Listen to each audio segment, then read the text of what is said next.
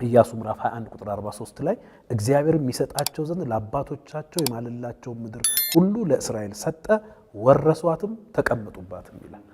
እግዚአብሔር he made good his promise ማለት የሰጠውን የተስፋ ቃል እንዲፈጸም ጀምሯል፣ እዛ ላይ ጀምሯል። በመጽሐፍ ቅዱስ ላይ አክቹአሊ እግዚአብሔር ለእስራኤል ልጆች ወይም ለአብርሃም ኪዳን የሰጣቸው ምድር ደግሞ እንዳያምታታም አድርጎ ድንበሩን ሁሉ ግልጽ አድርጎ አስቀምጦታል። ለምሳሌ ዘፍጥረት 15:18 ላይ በዚያ ቀን እግዚአብሔር ለአብርሃም እንዲህ ብሎ ቃል ኪዳን አደረገ። ኢተርናል ቃል ኪዳን ነው፣ ከላይ እንዳነበብከው አንተ። ከግብጽ ወንዝ ጀምሮ እስከ ትልቁ ወንዝ እስከ ኤፍራጥስ ወንዝ ድረስ ይህችን ምድር ለአንተ ለዘርህ ሰጥቻለሁ። እግዚአብሔር በጣም ግልጽ ነው ያደረገው ነገር። ከዚህ እስከዚህ ሰጥቻለሁ ወይ ደግሞ እንደ ታማኝነት ይችን እያልኩ አይደለም ያለው። ከዚህ እስከዚህ ለዘላለም ለአንተና ለዘርህ ርስት አድርጌ ሰጥቻቸዋል ብሎ ቃል ኪዳን ነው ያደረገው። እንግዲህ ለዛሬ የምንነጋገረው በዘፍጥረት 17:8 ላይ ያለውን ቃል መነሻ አድርገን ነውና እሱን ላንብበውና እንቀጥላለን። የእግዚአብሔር ቃል በዘፍጥረት 17:8 ላይ እንዲህ ይላል፣ ወገኖቼ በእንግድነት የምትኖርባትን ምድር የከነዓንን ምድር ሁሉ ለዘላለም ግዛት ይሆንህ ዘንድ ለአንተና ካንተ በኋላ ለዘርህ እሰጣለሁ፣ አምላክም እሆናቸዋለሁ ይላልና እንግዲህ ዛሬ መቼስ በእስራኤል ጉዳይ አይደለም ክርስቲያን በጌታ ያልሆኑ ሰዎችም በሌላ ሃይማኖት ውስጥ ያሉ እግዚአብሔር የለም የሚሉ ሁሉ ዋን ዌይ ዘያዘር የእስራኤልን ነገር ይከታተላል። ዛሬ የምናነሳው እንግዲህ ይሄ በተለይ የከነዓንን ምድር አንዱም ትልቁ ኢሹ በዘመናችን ይሄ መሬት የማን ነው የሚለው ነው እና የከነዓንን ምድር ሁሉ ለግዛት ይሆን ዘንድ ሰጥቻለሁ ነው የሚለው እግዚአብሔር ቃልና ይሄ እንግዲህ ቃል መጽሐፍ ቅዱሳዊ ነው። እኛ የእግዚአብሔር ቃል መጽሐፍ ቅዱስ እስትንፋሰ እግዚአብሔር ያለበት ነው ብለን የምናምን ሰዎች ሌላውን ከተቀበልን ይሄንንም እንቀበላለንና ይሄ ቃል ተሽሯል ወይ? እንዴት ነው እንደው የምታየው? እንዴት አብራራዋል?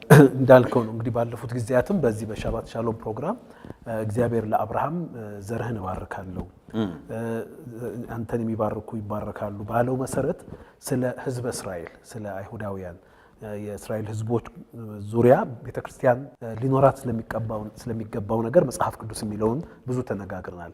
ግን ጉዳዩ ኪዳኑ የህዝበ እስራኤል ጉዳይ ብቻ ሳይሆን የምድር እስራኤልም የእስራኤል ምድር it's also about the land not only the people ህዝቡንም ምድሪቷንም ያማከለ እንደሆነ አሁን ያነበብከው ቃል በግልጽ ያስቀምጣል። አይተው እንደሆነ እንደሚናገረው በእንግድነት የምትኖርባት ምድር የከነዓን ምድር ሁሉ ለዘላለም ነው የሚለው። ለዘላለም ግዛት ይሆን ዘንድ ለአንተና ካንተ በኋላ ለዘርህ እሰጣለሁ ይላል የእግዚአብሔር ቃል።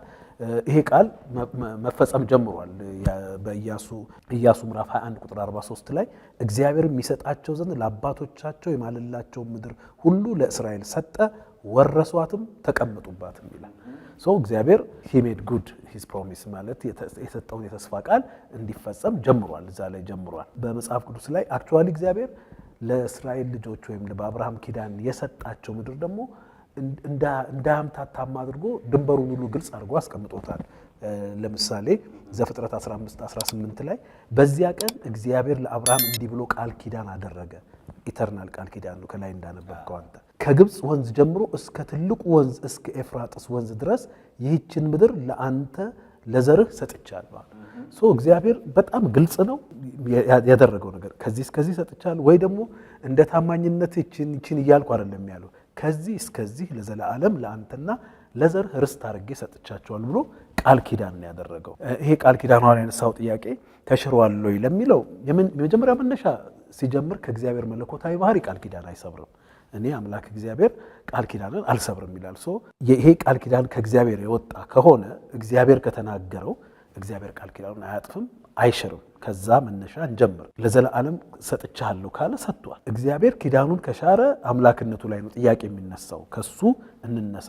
ከዚያ ባለፈ ግን እግዚአብሔር ቃል ኪዳኑን በሚሰጥበት ጊዜ ሁለት ነገሮች ለመጽሐፍ ቅዱስ የሚናገረው ነገር አለ። አሁን የእስራኤልን ልጆች መበታተን ከምድረ እስራኤል የእስራኤል ልጆች ብዙ ዓመት መራቅን በተመለከተ አንዳንድ ጊዜ በዛ ክፍተት ውስጥ ነው ጥያቄ የሚነሳው እና እሱን በተመለከተ የምድር ቃል ኪዳኑ ሁለት ይዘት አለው። አንደኛው ምን ይባላል? አንኮንዲሽናል ኦነርሺፕ። እግዚአብሔር ለእስራኤል ልጆች የምድሪቷን ባለቤትነት አለቅድመ ሁኔታ ነው የሰጣቸው፣ አንኮንዲሽናል ኦነርሺፕ። ሁለተኛው ደግሞ ኮንዲሽናል ኦኩፔሽን። በምድሪቷ የሚኖሩት ግን ከእግዚአብሔር ጋር ባላቸው ሪሌሽንሺፕ ውስጥ ነው። አለበለዚያ ይበትናቸዋል፣ ይመልሳቸዋል።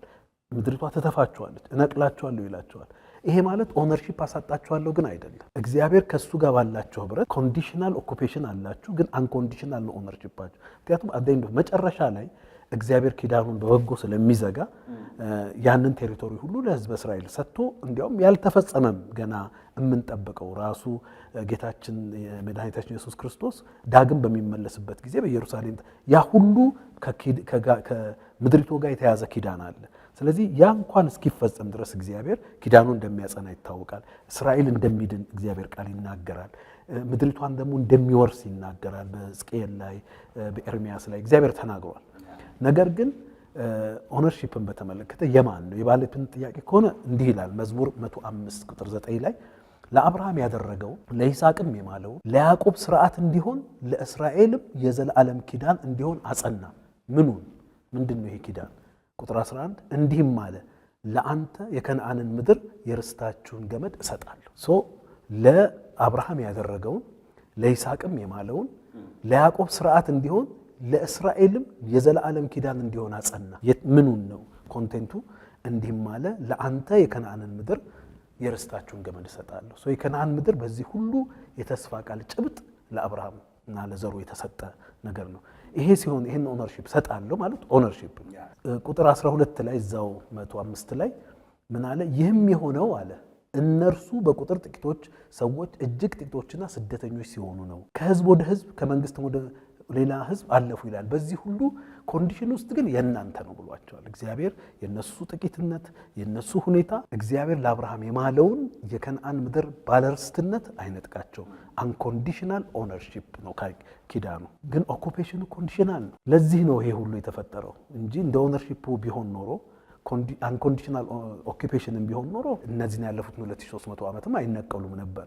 ነገር ግን ኦኩፔሽናቸው ኮንዲሽናል ነው። እግዚአብሔር እዛው ዘዳግም ምዕራፍ 4 ላይ ስለ ኮንዲሽናል ኦኩፔሽን ሲናገር የልጆችን የልጅ ልጆችን በወለዳችሁ ጊዜ በምድሪቱም ብዙ ዘመን በተቀመጣችሁ ጊዜ በረከሳችሁም ጊዜ ይላል ታስቆጡትም ዘንድ አምላካችሁ በእግዚአብሔር ፊት ክፉ የሆነውን ነገር በሰራችሁ ጊዜ ትወርሷት ዘንድ ዮርዳኖስን ተሻግራችሁ ከምትገቡባት ምድር ፈጥናችሁ እንድትጠፉ እኔ ዛሬ ሰማይና ምድርን በእናንተ መሰክራለሁ። ፈጽሞ ትጠፋላችሁ እንጂ ረጅም ዘመን አትቀመጡባትም።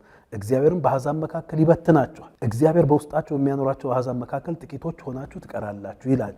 አሁን ትነቀላላችሁ፣ ትበተናላችሁ። ኮንዲሽናል ግን የሚገርመው አንኮንዲሽናል ኦነርሺፕ ስላለ ቀጥሎ ያለው ቁጥር 29 ላይ ዘዳግም 4 ላይ ነገር ግን ይላል ነገር ግን ከዚያ አምላካችሁ እግዚአብሔርን ትሻላችሁ፣ በልብህም ሁሉ በነፍስም ሁሉ የፈለግከው እንደሆነ ታገኘዋለህ። ቁጥር 31 አምላክህ እግዚአብሔር መሐሪ አምላክ ነውና አይተውህም አያጠፋህምም፣ ለአባቶችም የማላቸውን ቃል ኪዳኑን አይረሳም።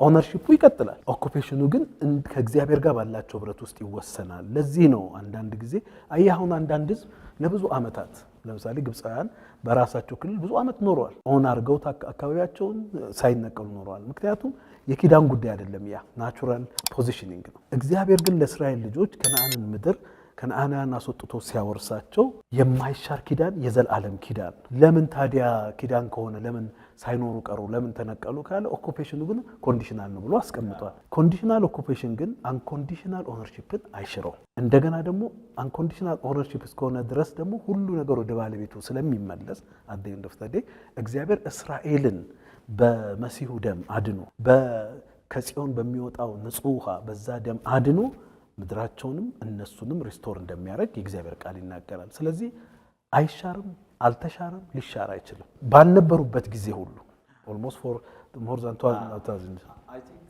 አሁን በማስ ቢነቀሉ ሌላው ደግሞ ሁሌ ቅሬታዎች አሉ። ስለዚህ ኮንዲሽናል ኦነርሺፑ ራሱ የቅሬታዎቹ መኖር ራሱ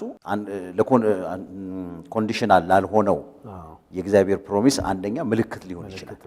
የትኛውም ሂስቶሪያን መጥቶ ያንን አካባቢ ሲያጠና ሁልጊዜ እዛ አይሁዳዊ የሆኑ ሰዎች ነበሩ። ቁጥራቸው ሊቀንስ ይችላል፣ ሌላ ሰዎች መጥተው ሊገዟቸው ይችላል። ስለዚህ አንዱ ይሄ ትክክለኛ መከራከሪያ ሊሆን ይችላል። በጣም ጥሩ አድርገን ያስቀመጥከው። ስለዚህ እግዚአብሔር አምላክ የመሬቱ ባለቤት እግዚአብሔር በፍቃዱ አሁን አንዳንድ የሚነሳው ጥያቄ እግዚአብሔር ሌሎችን አባሮ ነው የሰጣቸው፣ ሌሎችን አስወጥቶ ነው። አንዳንድ ሰዎች አልፈው ሄደው አሁን ይሄ ድሮም እኮ የነሱ መሬት አይደለም ሊሉ ይችላል። ኦፍ ኮርስ እንደሱ ካልን አንደኛ የዓለም ሁሉ ጌታ እግዚአብሔር ነው የመረጠው። እኛ እስከሚገባን ድረስ አንድ ሕዝብ በእግዚአብሔር ቦታ የተሰጠው እስራኤላዊ ነው። ኦፍ ኮርስ የሐዋርያ ሥራ ላይ አንድ ቦታ አለ በእርግጥ መኖሪያ ለሁሉም ማረገላቸው የሚል። ሌሎች ግን በተለያየ ፖለቲካል፣ ሶሻል የመስፋፋት አይነት መንገድ ነው አውሮፓዊም በለው ሁሉም ቦታ ያዘው። እነዚህን ግን ልዩ የሚያደርጋቸው ይሄንን ዘመን ከመሬቱ ጋር ባለው ጉዳይ በጣም እንድናስብበት የሚያደርገው የዓለም ሁሉ ጌታ የመሬት ሁሉ ባለቤት ላንድ ሎርዱ እግዚአብሔር ነው። እሱ ከሪዴምሽን ጋር በተገናኘ ለእስራኤል ሰጥቷል። ስለዚህ አሁን እንደነዚህ አይነት ያነሳቸው ጥያቄዎች ስላሉ ክርስቲያኖች መቆም የሚገባን ከእግዚአብሔር ቃል ጋር ነው ወይንስ በየጊዜው በሚለዋወጠው የዓለም የፖለቲካ ድርጊት ነው? ይሄንን ነው ወገኖች አንድም እንዲያውቁ የምንፈልገው። አሁን ያነሳው ነገር በጣም ሊሰመርበት የሚገባ ነገር ነው። ምክንያቱም ሰው የየራሱ ኦፒኒየን አለው። ኢየሱስም ጠይቋል፣ ሰዎች የሰው ልጅ ማን እንደሆነ ይላሉ ብሎ ጠይቋል። ሰው they are entitled to their opinion። ማንም ሰው በእምነቱ፣ በአመለካከቱ፣ በፍልስፍናው በምኑ የሚለው ሊል ይችላል። እንደ ክርስቲያን ነው የምናስበው። እንደ ፖለቲከኛም አይደለም፣ እንደ ፍልስፋም አይደለም፣ እንደ ሌላም አካል አይደለም። የምናስብ ያለነው አሁን የእግዚአብሔርን ቃል እንደሚያምኑ ሰዎች ነው። በየትኛውም ኦፒኒየን ላይ የበላይ ባለስልጣን ነው የምንለው እግዚአብሔር ነው። እግዚአብሔር ካለ ለምሳሌ እግዚአብሔር ግልጽ አድርጓል እኮ። እግዚአብሔር አልተሸማቀቀም እኮ። እነዚያን 33ቱን ነገስታት 7ቱን ነገዶች አስወጥተህ ትገባለህ አስወጣልሃለሁ እኮ ሲል ምንም አላለም እኮ እግዚአብሔር። አየህ፣ እነሱ ያን ጊዜ ህጋዊ ባለቤቶች ሊሆኑ ይችላሉ ምድሪቷ ላይ በአንድም በሌላ መልኩ ሰፍረውበት። እግዚአብሔር ደግሞ ፕሮፌቲክ ባለቤቶች አስቀምጧል። እነሱም እያሉ እግዚአብሔር ለአብርሃም ያን ምድር ለዛውም እኮ ባዶ ሜዳ ለሚያለው የከነዓንን ምድር የፌሪዛውያን የምናምን እያለ የተናገረው ይህን ማድረግ የሚችልበት ሉዓላዊነት አለው እግዚአብሔር። እንደ ክርስቲያን እኛ እኮ ያን ስለምናምን ነው። አሁን እግዚአብሔርን ፍርድ ወንበር ላይ ያስቀምጠን እግዚአብሔርን ልንከራከረውና ልንበይነው አንችልም። እግዚአብሔር ሉዓላዊ ነው። ለምን እንዳደረገ ያውቃል። ምን ሲያደርግ ምን እንደሚያደርግ ስለሚያውቅ ያንን ስለምናምን በእግዚአብሔር ኢንቴግሪቲ ስለምናምን በእግዚአብሔር ሉዓላዊነት ስለምናምን እግዚአብሔር ያለው ነገር ፍጹም እውነት ነው ብለን ከሚል አሰምሽን ነው መጽሐፍ ቅዱስን የምንጠጋው የእግዚአብሔርን ሐሳብ የምንማረው ማለት ነው። ስለዚህ እግዚአብሔር ለእስራኤል ሕዝብ የከነዓን ምድር ሰጥቻለሁ ሲል እኛ ከቃሉ ነው የምንነሳው። እግዚአብሔር እንዲህ ብሏል፣ ለዘላለም ርስት አድርጌ ሰጥቻለሁ ብሏል። ለዘላለም ተሰጥቶታል። ታዲያ ለምንድን ነው ይሄ የሆነው ለሚለው እነዚህን ቅድም እንደተነጋገርነው አንኮንዲሽናል ኦነርሺፕ ሰጥቷቸዋል። ኮንዲሽናል ኦኩፔሽን አላቸው ሁልጊዜ። እነዚህ በዚህ መካከል በሚለዋወጡት ነገሮች ደግሞ ቅድም እንዳልከው እግዚአብሔር ሁሌ ቅሬታን ያስቀራል። ቅሬታን እያስቀረ ሲመልሳቸው በምድሪቷ ላይ ያው እንግዲህ በጋሃድን በምታየው ነገር የሚተረጎሙ ነገሮች ስላሉ ማለት ነው። ስለዚህ ክርስቲያኖች ይህንን ነገር በተለይ በዚህ ጉዳይ ላይ ሪሊ ከየትኛውም ጉዳይ በላይ የመገናኛ ዋና የመገናኛ ብዙሃንን አስተሳሰብና ፕሮፓጋንዳ የቃኘው ነገር ቢኖር ይሄ ነው። በጣም የሚገርመው እንዲያውም ራእይ ምዕራፍ 12 ላይ እግዚአብሔር ቃል ሲናገር አሕዛብን በብረት በትር የሚገዛውን ወንድ ልጅ የወለደችዋን ሴት አሳደዳት ይላል። መቼም 12 ላይ ሜጀር ልጅ እየተናገረ ያለው ስለ እስራኤል ነው። ምክንያቱም እሷን የተወለደው ቤተክርስቲያን አይደለም ኢየሱስን የወለደችው፣ ኢየሱስ ነው ቤተክርስቲያን የወለደው በመስቀሉ እና ያን ወንድ ልጅ የወለደችው ከዛዋ የተገኘው ኢየሱስን ለማሳደድ ሲመጣ ምን ይላል?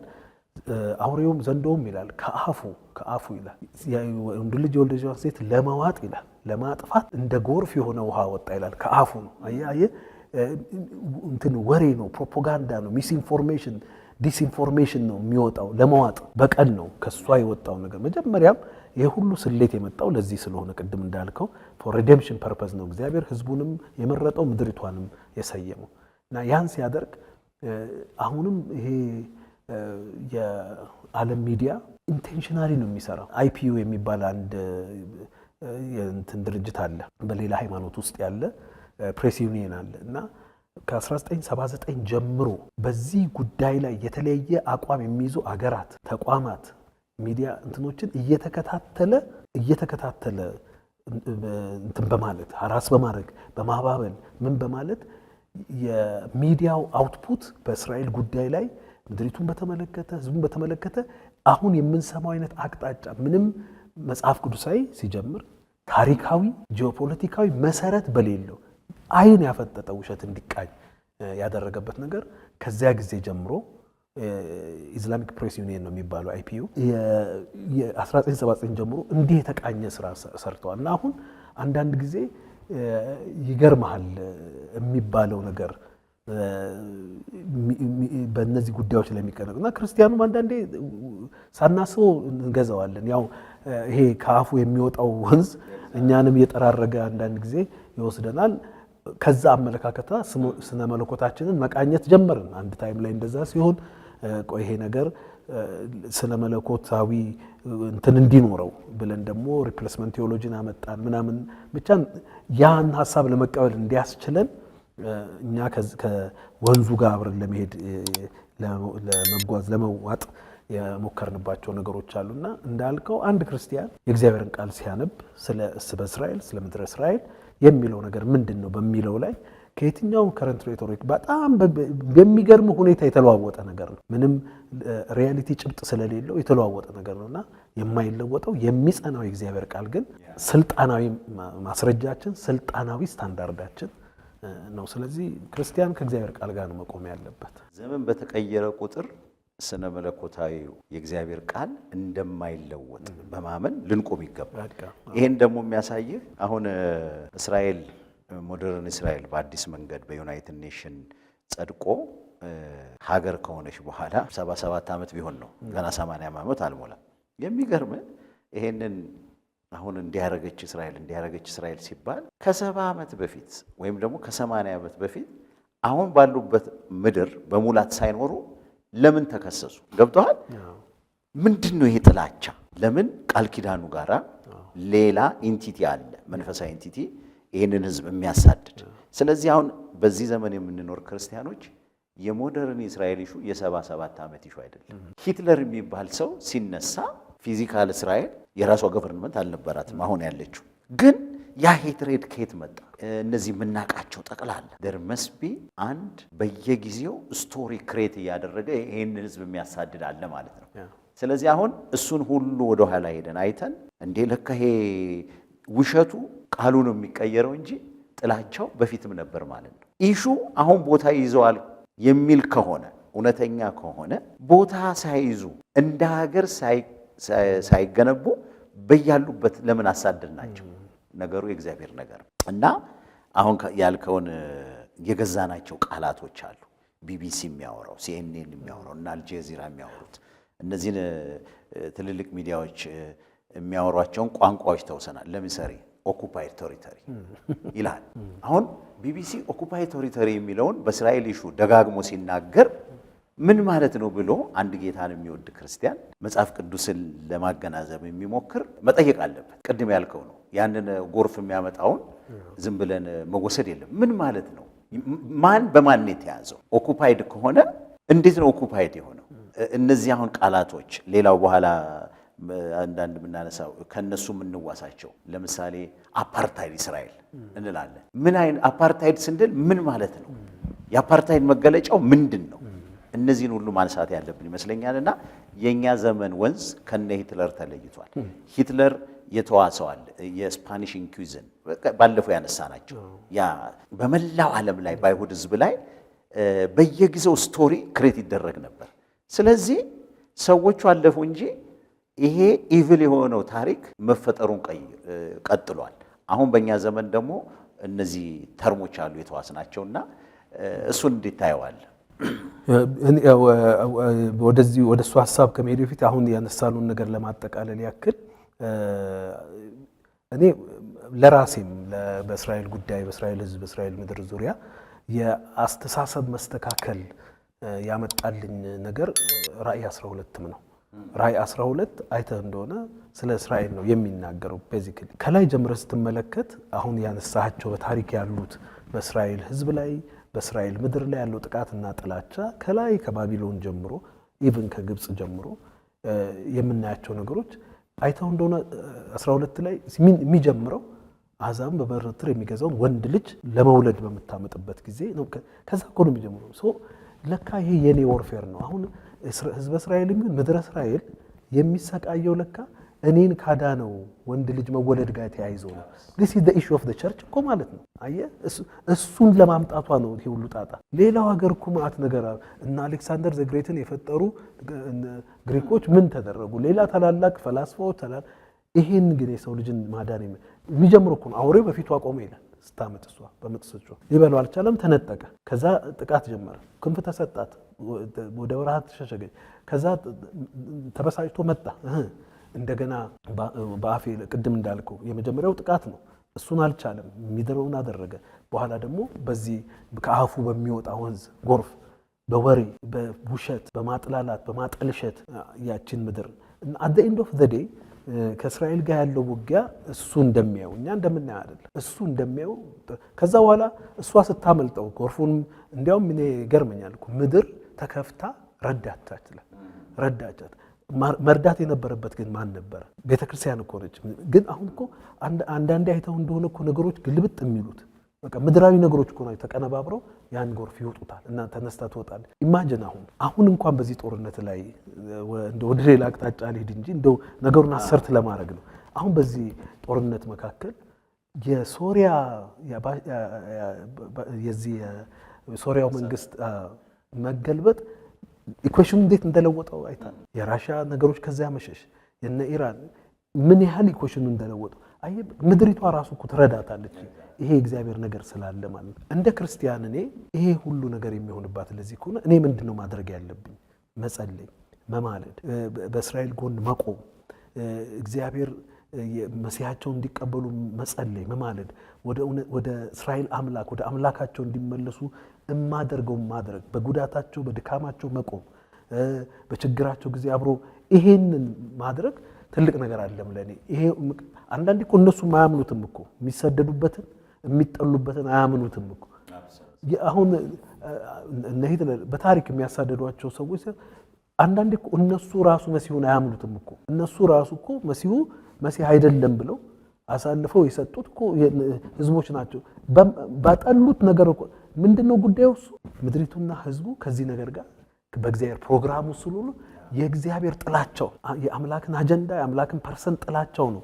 እነሱን እግዚአብሔር ስለመረጠ እንዳይኔ ብለን ስላለ እኔ አንተን ልጎዳ በፈልግ በጣም ልጎዳ የምችለው አንተን አይደለም፣ ልጆች ጋር ብሄድ የበለጠ ጎዳሃለሁ ካንተ በላይ እኔ አንተን ከመጎዳ በላይ የአንተ የሆነው የኔ የምትለውን እንዳይኔ ብል የምትለውን አካል ልነካብህ ብሞክር ያ አይነት ስሌት ስላለ ነውና የሚገርመው በዚህ አሁን ባነሳው ጥያቄ ላይ ቅድም እንዳልኩት አንኮንዲሽናል ኦነርሺፕ አላቸው፣ ኮንዲሽናል ኦኩፔሽን አላቸው። እንደዛም ሆኖ ግን በ14 ገዢዎች ወደ 13 ክፍለ ዘመን ያክል ስትገዛ እስራኤል ምድር በአጠቃላይ የአሕዛብ ዘመን እስራኤል እስከ 48 ቋቋም ድረስ 432 ዓመት የገዙት እነዛ ሁሉ ዓመታት ማለት ነው። የእስራኤል መንግስት ግን በእስራኤል ምድር ላይ የእስራኤል ሕዝብ እንደ መንግስት በምድሩ ላይ ግን ከ2000 ዓመት በላይ ገዝቷል። በቁጥር እንኳን ብትመለከት ብዙውን የኖረው የእስራኤል ሕዝብና የእስራኤል መንግስት ነው። በዚያች ምድር ላይ እንዳልኩ እየተነቀለ በቅሬታ እንትን እያለ ሌሎች መንግስቶች መጥተው የተጫኑት ሌሎች አካላት ምድሪቷን እየወሰዱ ማለት ነው። በዚህ ሁኔታ ውስጥ ነው ያለፈችውና አንዳንድ ጊዜ ይሄ የተዋስን የምናመጣቸው ነገሮች አሁን እንዳነሳው ለምሳሌ አፓርታይድ ማለት ምን ማለት ነው? እኔ አንዳንድ ዳታዎችን ይዤ መጥቻለሁ። አፓርታይድ አሁን በዲክሽነሪው በዩኤንም በኢንተርናሽናል ሬዞሉሽናቸው ተቀምጠው በዩኤንም አፓርታይድ ማለት an institutionalized discriminatory system of restricted contact between races በዘሮች እና በወገኖች መካከል በመከፋፈል ሲስተማቲካሊ የተወሰነው አካል ምንም ከስርዓቱ ምንም እንዳይጠቀም የስርዓቱ ብቻ አገልጋይ እንዲሆን የሚደረግበት ሲስተማይዝድ የሆነ የተዋቀረና መዋቅር የሆነ ማግለልና መጨቆን የሚል ነው። የዩኤንም ሬዞሉሽን በኖቬምበር 73 የወጣው ሬዞሉሽን የሚለው ይሄንን ነው። the crime of apartheid ማለት inhuman acts committed for the purpose of establishing and maintaining domination by one racial group of persons over any other racial group የሚል ነው። ይሄ አፓርታይድ ሲስተም ግን አሁን ስቴት ኦፍ እስራኤል ላይ አለ ወይ ብትል አረቦችም የሰጡትን አስተያየት አይቻሉ፣ እስራኤላውያንም የሰጡትን፣ እስራኤላዊ አረቦችም እስራኤሎችም ጂዎችም የሰጡትን፣ ዱርዞችም ሌሎችም እዛ ምድር የሚኖሩ ብዙ አካላት ክርስቲያኖቹም የሰጡትን ነገር ስትመለከት ይገርምሃል። ለምሳሌ 25% ራፍሊ 25% of Israel's electorate is non-Jewish መራጩ 25% መራጩ በዘሩ አይሁዳዊ ያልሆነ ነው ወይ ድሩዝ ነው ወይ አረብ እስራኤሊ ነው ወይ ሌላው ነው። ከዛ ውስጥ ይሄ ሁሉ በሚሆንበት ሰዓት የሚገርምህ የእስራኤል ፓርላሜንት ከነሴቱ ከ10 እስከ 15% ነን ጂውሽ ሜምበርስ አሉት። አሁን የቱ ነው ያለው? የቱ እንደው በእንደዚህ አይነት ሁኔታ አፓርታይድ ልትል የምትችልበት ነገር አለ? ፖለቲካል ሲስተም ውስጥ እንዲህ አይነት ተሳታፊ እንዲያውም ከጊዜ ወደ ጊዜ የአረብ ፓርቲሲፔሽን የአረብ እስራኤሊ የሌሎች ፓርቲሲፔሽን እየቀነሰ የመጣው ከውጭ ሌላ ኢንተረስት ባላቸው አገሮች ቦይኮት እየተደረገ ነው እንጂ በተለያየ ጊዜ በሚገርም ሁኔታ ሂስቶሪካሊ የፓርላማ አባል ሚኒስትሮች የሆኑ አረብ እስራኤላውያን አሉ። እንዲያውም የሚገርምህ በእስራኤል ኬኔሴት ውስጥ እንዳሉት ሁሉ በእስራኤል ሱፕሪም ኮርት ውስጥ ራሱ አረብ እስራኤሊስ አሉ። የሚገርምህ በእስራኤል ውስጥ ሶስተኛው ትልቁ ፓርቲ የአረብ እስራኤሊ ፓርቲ ነው። ተወዳዳሪ ፓርቲ ከሚባሉ ሶስተኛው the third largest party። እንዲህ አይነት ፖለቲካል ፓርቲሲፔሽን በኢኮኖሚ እንዲያውም የሚገርምህ በግዴታ ወደ ሚሊተሪ ነን ጂውስ እስራኤሊስ አይገቡም። እሱም በሌሎች ተጽዕኖ ውስጥ ወድቀው ሌላ ችግር እንዳይፈጠር ከሚል አንፃር በስምምነት የተደረገ ነው። ድሩዝ የሚባሉት እንዲያውም ጠይቀው በራሳቸው ፈቃድ ናሽናል ሰርቪስ ለመግባትም አልፎ አረብ እስራኤል ይገባሉ። ያ ሁሉ ከነዚህ አይነት ነገሮች አንፃር እንጂ በየትኛው በፖለቲካል ፓርቲሲፔሽን ብትል በቮቲንግ ብትል በሚገርም አሁን በኢኮኖሚ ኳሊቲ ብትል የዋን ኦፍ ዘ ቢግ ባንክ ሊድ የሚያደርገው አሁን አረብ እስራኤል ነው። በኮንስትራክሽን እና በትራንስፖርቴሽን ኢንዱስትሪ ውስጥ ትልልቆቹ ቶፕ 10 የሚባሉት አረብ እስራኤሊ ኦነርሺፕ ያላቸው ናቸው ብዙዎቹ። እና ይሄ ማለት የእስራኤል መንግስት በህዝብ አስተዳደሩ ፍጹም ነው ማለት ሳይሆን የትም እኛም ሀገር ብትመጣ አሜሪካን ብትሄድ የትም ብትሄድ ችግሮች አሉ። አሁን አሜሪካን ሀገር የበሰለ ዲሞክራሲ ነው በምንልበት ሀገር ውስጥ እንደምታየው በጥቁሮች ጉዳይ ላይ የሚፈጠሩ ነገሮች አሉ፣ የተለያዩ ነገሮች እንዳሉ እናውቃለን። እነዚህ ነገሮች አሉ። እዛም እኮ እንደ የእስራኤል ስቴት ፖሊሲ ባይቆጠርም አረብና እስራኤል በአረቦች ላይ አረቦች በእስራኤል ላይ እንደ ግለሰብ የሚያደርጓቸው እንትኖች አሉ፣ ፍትጊያዎች አሉ። ልክ አሜሪካ ጥቁር አሜሪካውያን፣ ሜክሲካን አሜሪካን፣ ነጭ አሜሪካን እንዳለባቸው ግፊት በብዙ ተሐድሶ የሚሰሩ ነገሮች አሉ። ግን አዝ ስቴት ፖሊሲ the only democratic nation in the Middle East እሱ አለ። እንግዲህ እነዚህ ዳታዎች እያሉ እነዚህ ሁኔታዎች እያሉ የሚገርምህ የኢኮኖሚውን ነገር ብትመለከት በሚገርም ሁኔታ በእንትን ውስጥ በፖለቲካል ፓርቲሲፔሽን፣ በኤክስኪዩቲቭ ፓርቲሲፔሽን፣ በህግ አውጪ ውስጥ፣ በአስፈጻሚ ውስጥ፣ በህግ ተርጓሚ ውስጥ በሁሉም አቅጣጫ መብት አለ። እንዲያውም በጣም ጫና እየፈጠረ ያለው ሌሎች አገሮች በእስራኤል ዙሪያ ያው ቅድም ካነሳው ከጨለማው መንግስት ተጽዕኖ የተነሳ ካለው ግፊያ ቦይኮት እየተደረገ በሚደረገው ነገር እየመነመነ እየመጣ ሁኔታ ተፈጠረ እንጂ እነዚህ ነገሮች አሉ። ይሄ ባለበት ሁኔታ ታዲያ እንዴት ተደርጎ አፓርታይድ ስቴት ሊባል ይችላል? ኤግዛክትሊ። ስለዚህ ከዚህ አገላለጽ የተነሳ እስራኤልን አፓርታይድ ብሎ ሌብል ማድረግ አይቻልም። ቅድም እንዳልከው ነው። ሌላው ሀገር ያለው ተመሳሳይ አይነት የፖለቲካል ችግር አለ። ስለዚህ ከእስራኤል ውጪ ያሉ የፖለቲካ ዊክነስ ያለባቸው ሀገሮች በየትኛውም ሌብል አፓርታይድ ተብሎ አያውቁም። እስቲ ያው አሜሪካ እንደዛ ተብላ ታውቃለች። ኤግዛክትሊ። በጥቁሮች ላይ በ60ዎቹ በምናምኖቹ ግልጽ የሆነ ማግለል እየተደረገ እንደው እዛ ሳትሄድ ሚድል ኢስት አሁን በጣም የሚሰቀጥጥ የሂውማን ራይት መብት ገፈፋ አለ። አንዳቸውም በአፓርታይድ ሌብል አይደረጉ። አፍሪካ ስትመጣ በጣም እስራኤል ከምታደርገው ብዙ የሂውማን ራይት ውጪ ተቃራኒ የሚያደርጉ ሀገሮች አሉ። ግን በአፓርታይድ አይወቀሱ። ፖለቲካል አንዳንድ ነገራቸውን ያስተካክሉ ማለትና አፓርታይድ እስራኤል ማለት ኢንታይርሊ የተለያየ ነገር ስለሆነ ጥሩ ነው ያመጣኸው። ሌላው ደግሞ የሚያስገርመኝ ይሄ ኦኩፓይድ ቴሪቶሪ ነው። በተለይ ክርስቲያኖች አሁን ኦኩፓይድ ቴሪቶሪ ተብሎ የሚጠሩት ቦታዎች ቢብሊካሊ በአዲስ ኪዳን የተጻፉ ናቸው። ስለዚህ እነዚህ ቦታዎች ለምሳሌ የይሁዳ እነ ሰማሪያ እነዚህ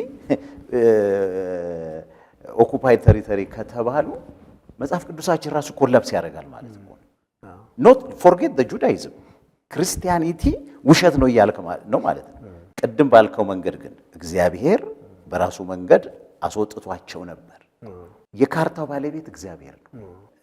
የካርታው ደግሞ ስም በእነሱ ነው የወጣው። የመሬቱ ባለቤት እግዚአብሔር ነው። ካርታውን ግን ያወጣው በእነሱ ስም ነው።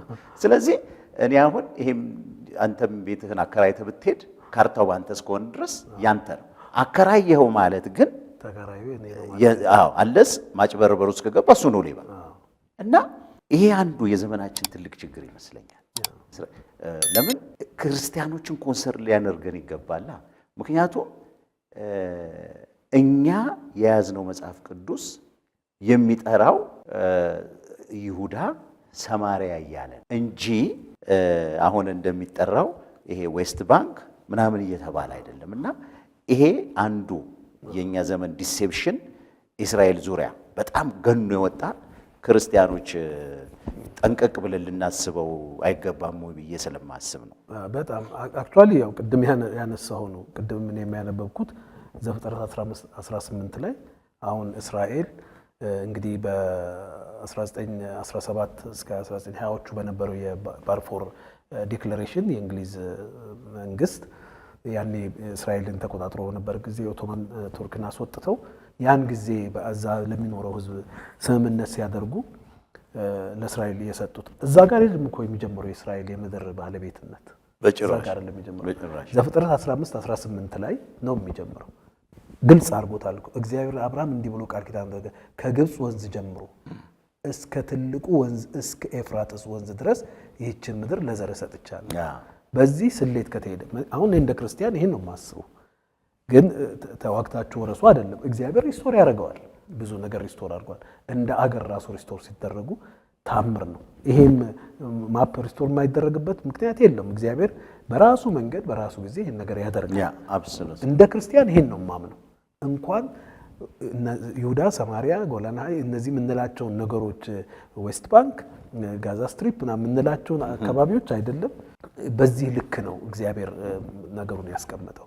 ግን እንደው ከዛ እንኳን ብትጀምር ይገርማል እኮ አሁን ኦኩፓይድ ይባላል እንጂ የፍልስጤም የሚባለው ህዝብ በዛ ሰዓት ላይ አክቹአሊ በየትኛውም ጂኦፖለቲካል ታሪክ ፍልስጤም ህዝብ የፍልስጤም መንግስት ሆኖ አያውቅም።